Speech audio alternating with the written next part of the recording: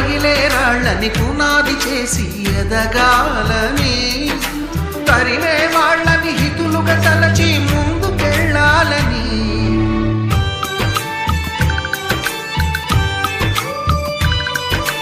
కన్నుల నీటిని కలల సాగుకై వాడుకోవాలని, కాచే నిప్పుని ప్రమిదగా మలచి కాంతి పంచాలని, గుండెతో ధైర్యం చెప్పెను, చూపుతో మార్గం చెప్పెను,